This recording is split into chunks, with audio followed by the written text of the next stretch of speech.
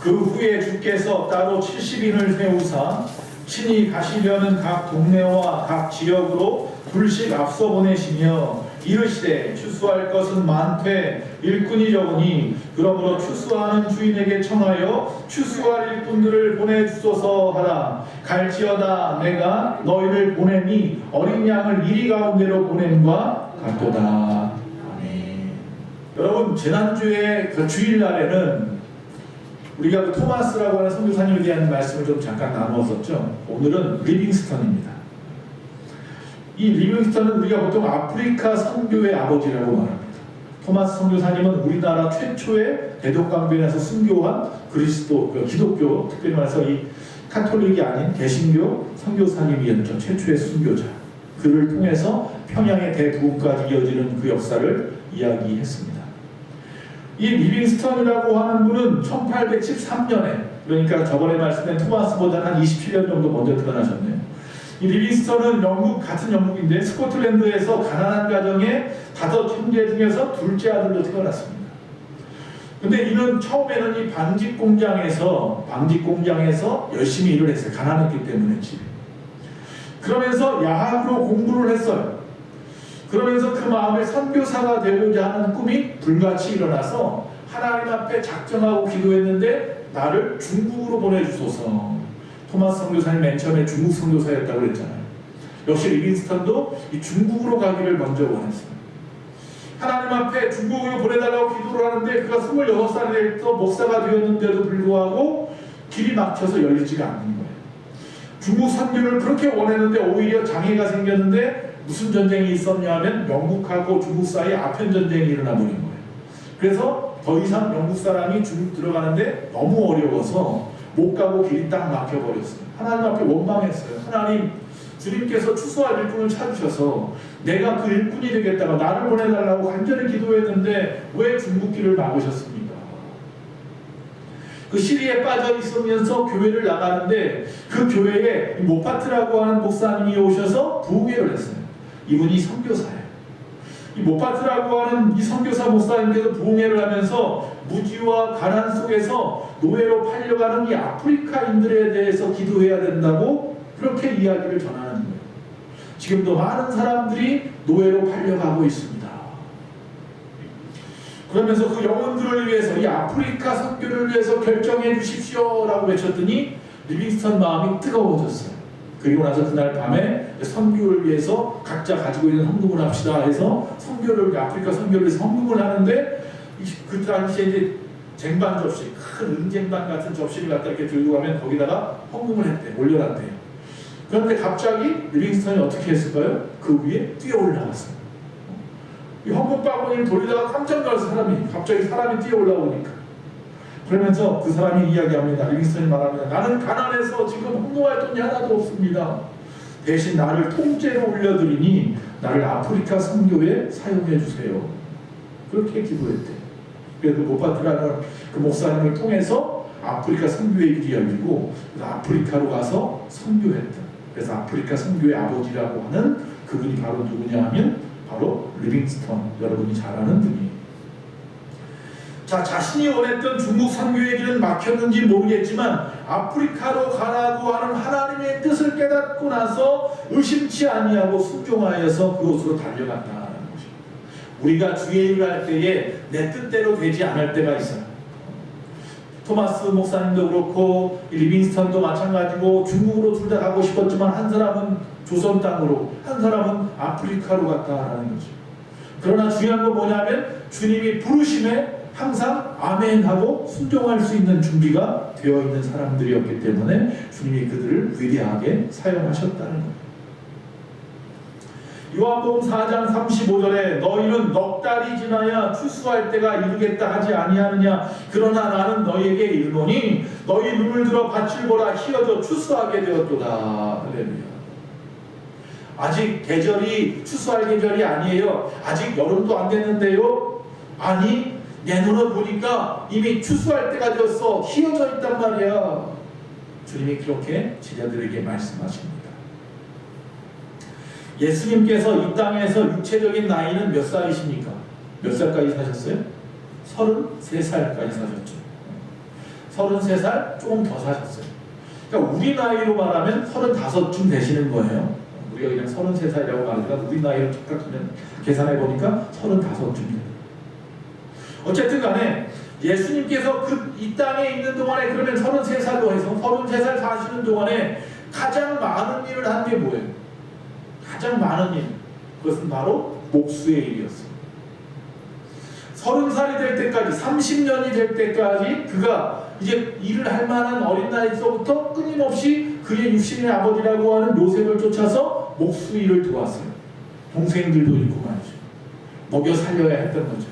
어떤 신학자가 그런 이야기를 해요. 성경에 보면 요셉은 예수님 탄생 때, 그리고 예수님이 어렸을 때에 예루살렘에서 잃어버려졌을 때만 나오고 그 이후로 요셉이 나오질 않아요. 그래서 많은 신학자들은 아마 요셉이 그때쯤 10대 초반이었을 때 예수님께서 죽었을 것이다. 그래서 아버지가 하던 일을 그냥 이어서 계속해서 목수 일을 하면서 그러면서 그 집안을 돌보았을 것이다 라고 이야기를 해요. 어쨌든 수많은 세월을 그 젊은이의 시간 20대를 갖다 전부 다 목수 일을 하면서 보낸 거예요. 집안을 위해서. 그렇다고 한다면 예수님의 사명은 뭐예요? 목수예요? 30년 동안을 갖다가 목수 일을 했으니까 예수님의 사명은 목수였구나? 그렇지 않죠. 예수님의 사명은 목수의 일이 아니라 바로 이 땅에 오신 목적은 첫째로 하나님의 나라를 전하는 것이고 또한 제자들을 양육하는 일이었어요. 즉 예수님께서 이 땅에서 보내는 시간 중에서 공생애, 자신을 위한 것이 아니라 모든 사람들을 위한 시간이 정말 3년에서 3년 반밖에 안 되는 시간, 성경에 나와 있는 마태복음부터 시작해 사복음 사이에 예수님의 행적이 바로 이 3년 반 사이에 다 들어있는데, 그런데 예수님께서 처음으로 공생애를 시작할 때 어떻게 시작하셨습니까? 누구에게? 세례 요한에게 나가서 세례를 받으시고, 그리고 난 다음에 광야로 나가서 40일 동안을 금식하시고 기도하시고, 그리고 마귀의 3가지 시험을 이겨내시고, 그리고 난 다음에 비로소 이제 하나님의 사역, 하나님이 그분에게 맡기신 일, 그 사명을 감당하기로 마음을 먹었죠. 그래서 그가 첫 번째로, 즉 세례받고 난 다음에 그가 또 마귀를 이기고 난 다음에 천사들이 그를 수용하더라. 그리고 난 다음에 이분이 처음으로 사람들 앞에 한 이야기가 뭔지 아십니까? 회개하라 했습니다. 회개하라.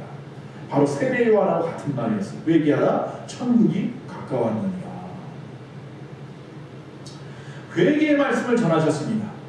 그리고 나서 곧바로 행하신 게 뭐냐면 제자를 부르는 일이었죠. 자, 사복음서를 좀 보면 이 마태복음에서는요, 주님께서 이 시험 받으신 후에 공생애를 시작하는 장면을 묘사할 때에 마태복음 4장 17절에 이렇게 말씀합니다. 이때부터 예수께서 비로소 전파하여 이르시되 회개하라, 천국이 가까이 왔느니라 하시더라. 조금 전에 한 말씀이죠. 그게 여기 나오는 거예요. 그러니까 예수님께서 이 말씀을 마치시자마자 그럼 또 뭐 했느냐? 그 다음에 보니까 복음사역으로 함께 도울 사람들을 부르는데 사람을 낚는 어부가 될 자를 부르시죠.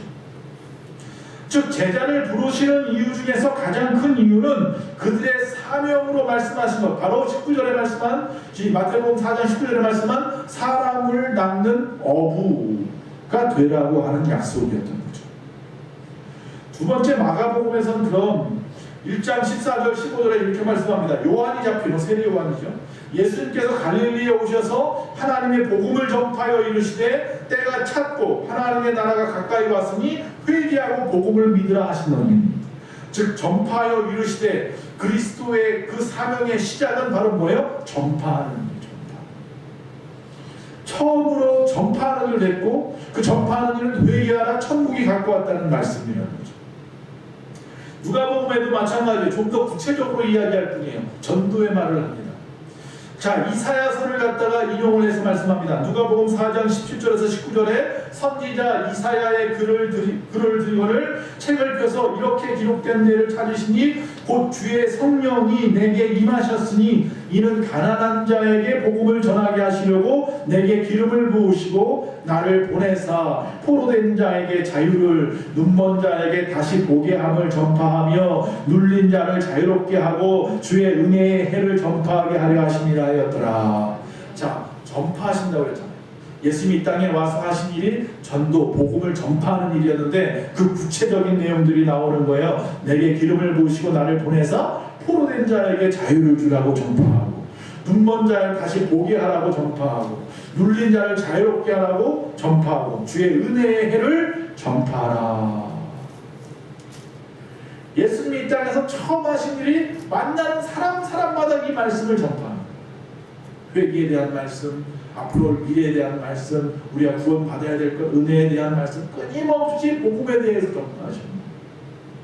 주님이 오신 목적은 바로 이 땅에 하나님의 나라가 시작되었으니 이 일을 위해 오심을 전파하는 것이었다. 요한복음의 서두에 보면 또 예수 그리스도를 뭐라고 표현하냐면 처음에는 말씀이라고 표현하고 두 번째는 빛이라 이렇게 표현합니다. 그러니까 두 가지 모두 다 뭐냐면 전파되거나 비춰지는 거예요. 드러나야 되는 거예요. 그래서 말씀은 전파되어야 하고 빛은 비춰져야 하는 거죠. 둘 다 뭐예요? 드러나야 되는 거예요. 즉 예수님께서 이 땅의 생명을, 이 땅의 구원을 드러내시기 위하여 일을 시작하신다는 것이 모든 마태, 마가, 누가, 요한복음 처음의 부분, 예수님이 처음 공생애를 시작하는 첫 부분은 다른 게 아니라 뭐 누구를 만났더라 이게 아니라 먼저 복음 전파였던 거죠. 그게 전부였어요. 그 일을 위해서 무엇이든 한 거예요. 죽은 자를 살리신 이유도 바로 이 전파를 위해서 하신 거예요.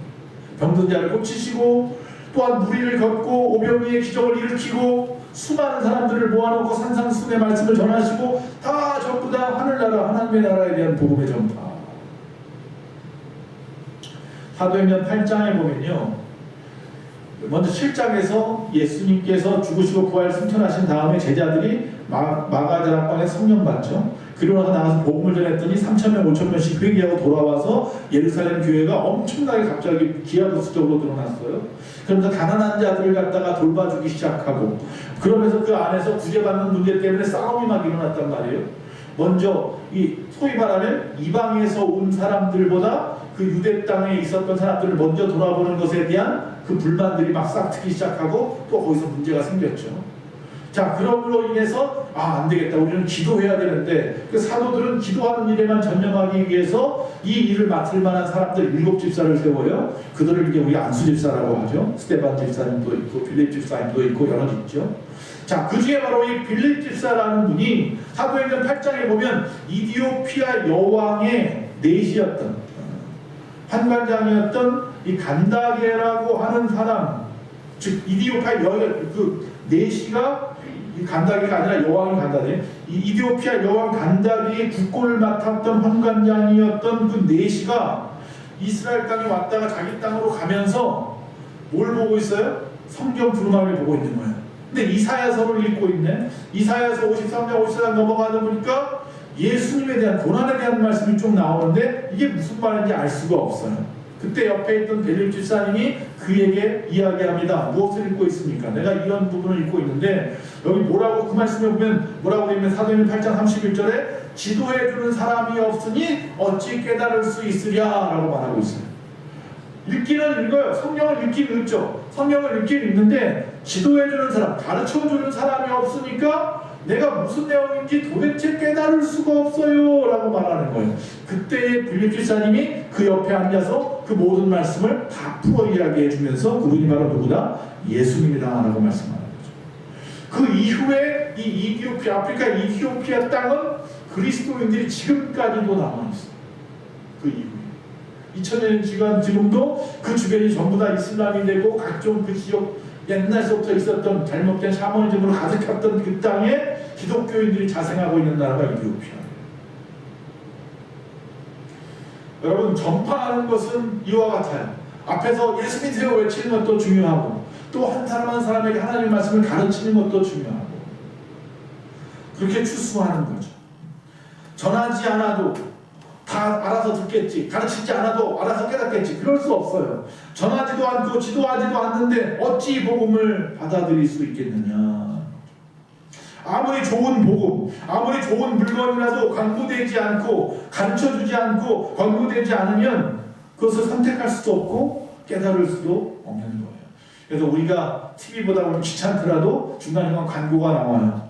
안 보려고 해도 보게 돼요. 무심결에. 그러다 보면 물건을 살 때마다 뭘 먼저 선택해요? 광고 속에 나온 걸 먼저 생각하고 선택하게 되죠.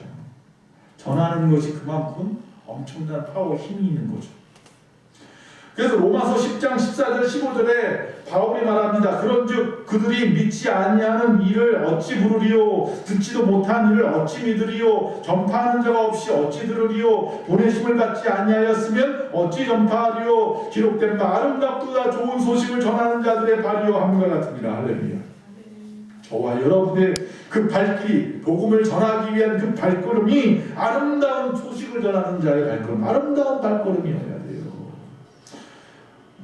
발이 잘생겼거나 명품 구두를 신어서 아름다운 게 아니라 복음을 전하기 위해서 이리 뛰고 저리 뛰는 그 발, 땀 냄새 나는 그 발을 하나님이 볼 때는 가장 아름다운 발이라고 말씀하고 있어요. 할렐루야. 로마서 10장 17절 말씀에도 믿음은 들음에서 나고 또한 들음은 그리스도의 말씀으로 말미암는다 그랬습니다. 듣지 않으면 믿을 수 없다. 들려줘야 돼요. 그래서 한번 와 보세요. 안드레가 자기 그 형을 갖다 베드로를 부를 때도 마찬가지였고, 또한 나다나엘을 부를 때도 마찬가지고, 빌립이 와서 봐라. 그게 가장 아름다운 모습. 하나님이 정말 아름답게 생각하는 거예요. 여러분의 가족부터 시작해서 가자, 교회 가자, 와서 보라. 아니면 하다못해 인터넷 유튜브 좋아하게 유튜브를 틀어서라도 좀 봐라, 좀 복음 좀 들어라. 세상적인 것, 정치적인 것보다도 복음을 좀 전해주세요. 주님께서 승천하실 때 주님이 마지막으로 남기신 말씀을 기억하실 겁니다. 제자들이 와서 주님 앞에 물어봅니다. 심판의 날이 언제입니까? 라고 묻습니다. 근데 예수님께서 동문서답을 하죠. 심판의 날을 물었어요. 주님이 자꾸 심판의 날이 마지막이라고 하니까 마지막 날이 도대체 언제입니까? 물어보니까 예수님은 뭐라고 말씀하냐면 사도행전 1장 7절 8절에 이르시되 때와 시기는 아버지께서 자기의 권한에 두셨으니 너희가 알 바가 아니라 라고 말해놓고, 그러고 난 다음에 오직 성령이 너에게 임하시고 너희가 권능을 받고 예루살렘과 온 유대와 사마리아 땅끝까지 이르러서 내 증인이 되리라 하십니다. 그게 중요한 거야. 때가 중요한 거 아니야. 때는 하나님 손에 있는 거야. 나도 몰라. 아들이 나도 모르고 아버지만 아셔. 제가 전에 그 혼인잔치에 대한 이야기를 한 적이 있었잖아요. 이스라엘 백성들이 혼인잔치 할 때에 그 남자가 여자에게 가서 혼인잔치 하기 위해서는 아버지가 보낼 때까지 못 간다니까요. 보고 왔으면서도 아버지가 다시 가서 데리고 오라 그럴 때까지 못 가고 있는 거예요. 아버지는 언제 보내요? 같이 살 집을 만들어 놓고 집이 다 마련되었다고 생각되면, 또 자기의 아들이 다 커서 이제 결혼해도 될 때가 됐다고 하면 그제서야 보내는 거죠. 그럼 동무들하고 달려가서 말을 타고 달리고 낙타를 타고 달려가서, 그리고 나서 내가 왔다 밤늦게 찾아가는 거죠. 그래서 거기서 결혼식하고 데려오는 거죠. 그리고 와서 자기 집에서 밤새도록 일주일 동안 또 파티를 열고 잔치를 벌려요. 그렇게 해서 그들이 결혼잔치를 마무리하죠. 똑같은 거죠. 아들도 모른다니까요. 그러니까 네가 나한테 물어봐도 나는 너한테 답할 수 없어. 그 때와 기한은 아버지께 달려있어. 중요한 건 뭔 줄 아냐? 하나님께서 말씀하신 이 성령을 너희가 받아야 돼. 그 권능을 받아서 너희가 나중에 주님 오실 때까지 뭐 하면 돼? 예루살렘과 온 유대와 사마리아 땅까지 이르러서 나의 증인이 되어주면 돼. 뭐예요? 예수님이 뭘 했는지 내가 보여줬잖아. 내가 너에게 무엇을 했는지 보여줬잖아. 너희들이 그걸 그대로 하기만 하면 돼. 그러다 보면 언젠가 여러분들이 기다리지 않아도 주님은 오신단 말이야. 할렐루야.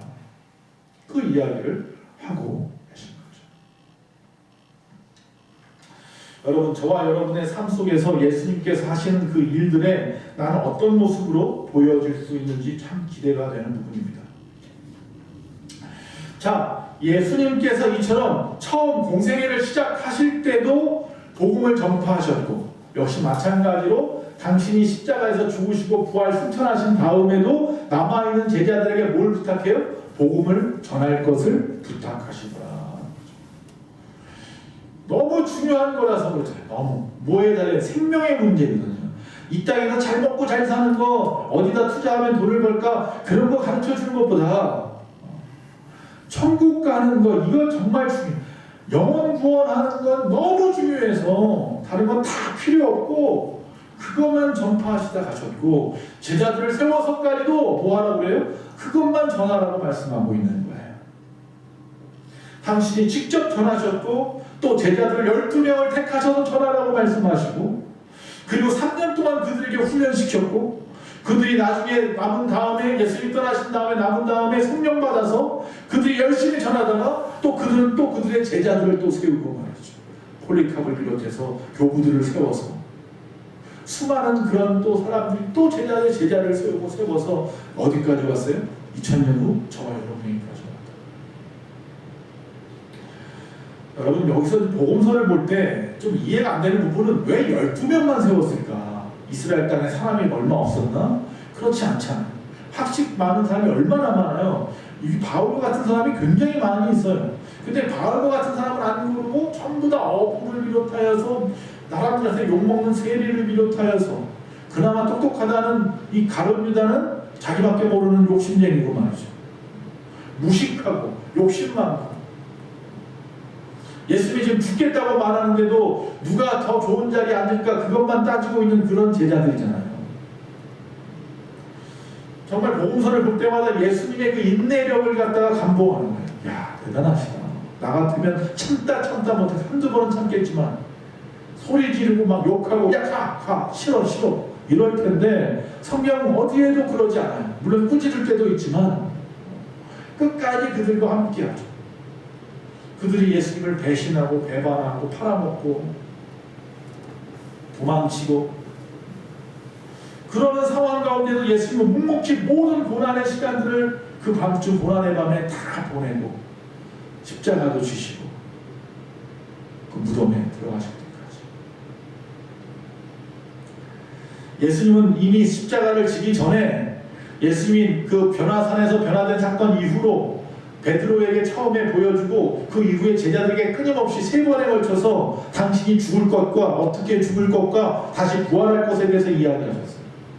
근데 그 제자 중에 단 한 명도 그 이야기를 귀등으로도 안 들었어요.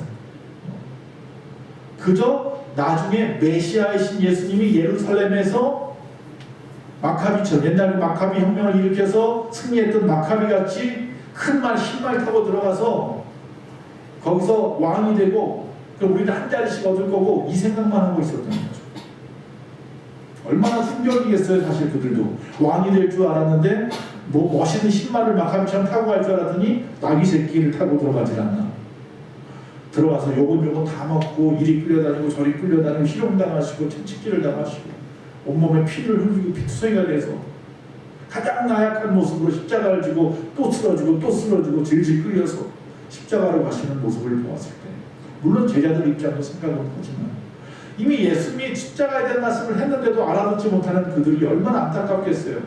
당신이 3년 반 동안 끊임없이 복음을 전파하는 그 옆에 있었던 그들이 당신이 십자가에 질 것에 대해서 이야기할 때 귀등으로 듣는 모습을 보면서 답답하단 말이죠. 그래서 마지막 천국에 즉 저 하나님 보좌에 올라가시는 그 순간까지도 만민에게 복음을 전파하라고 끊임없이 증인이 되어달라고 이야기를 하면서 하늘에 올라가셔야 하는 예수님.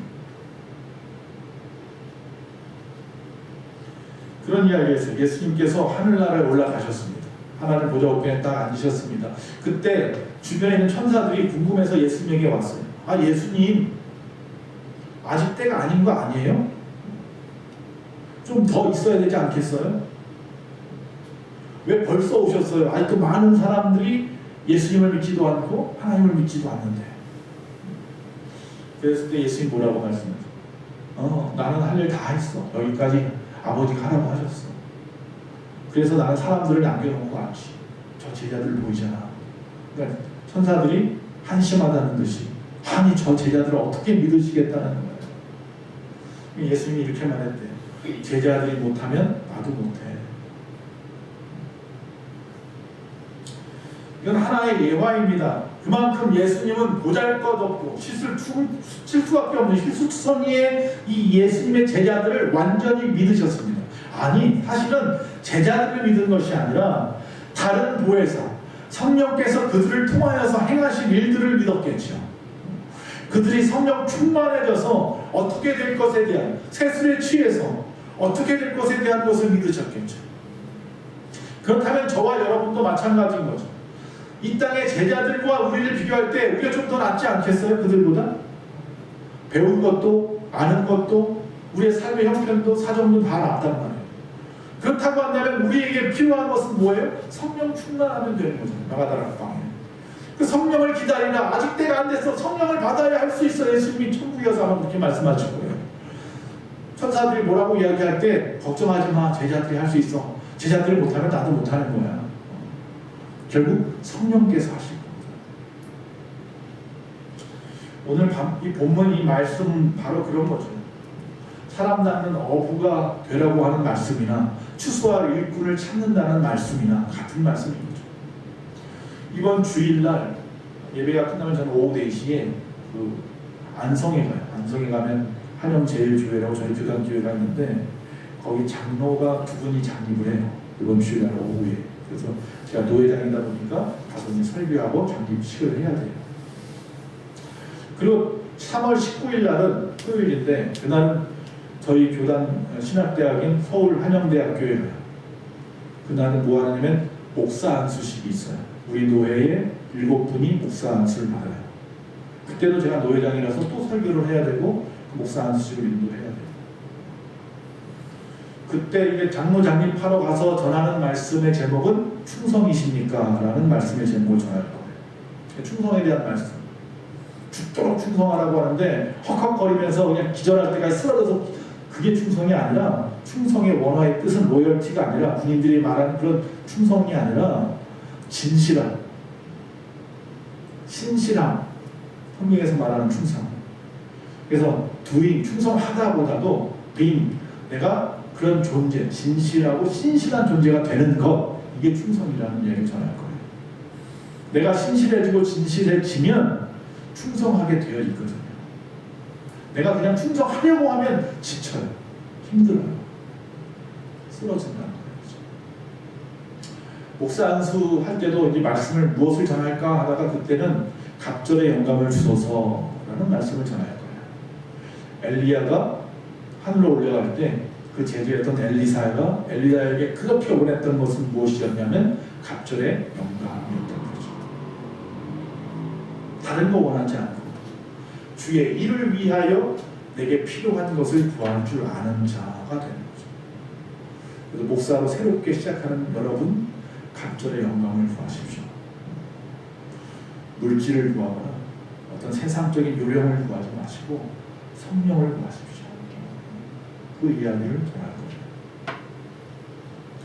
오늘 본문 속의 말씀은요, 이 70인을 갖다가 따로 떼어서 둘씩 짝을 지어서 전도를 내보내면서 하시는 말씀이에요. 그래서 오늘 본문 2절에 보니까 이르시되 추수할 것은 많되 일꾼이 적으니 그러므로 추수하는 주인에게 청하여서 추수할 일꾼들을 보내소서 하라, 이런 말씀이에요. 이 시대는 추수할 때가 많이 있단 말이에요. 그런데 일꾼이 필요한데 일꾼이 없어요. 앞에서 말한 것처럼 장로님들을 세우고 목사님들을 세워요. 근데 세우기는 많이 세우는 것 같은데 끝까지 달려가는 사람이 없네요. 처음부터 빨리 달려가는 사람도 있고요. 뭐 여러 가지 방법으로 달리는 모습도 있지만 끝까지 가서 마지막 그 상금을 받는 그 자리까지 가는 사람들이 몇 없어요. 하나님께서 우리에게 전도의 사명을 주신 줄로 믿습니다. 예수님이 이 땅에 오실 때부터 다시 가실 때까지 끊임없이 전파에 대한 이야기를 하시고 스스로 전파하셨던 것처럼 복음을. 구세군 창시자였던 윌리엄 부스가 이런 말을 했습니다. 내가 구원받은 것은 남을 구원하기 위함입니다. 이 말은 좀 어떻게 보면 그럼 나는 구원 안 받아도 돼? 이런 의미는 아니에요. 이 말을 좀 풀어 말하면 이런 거예요.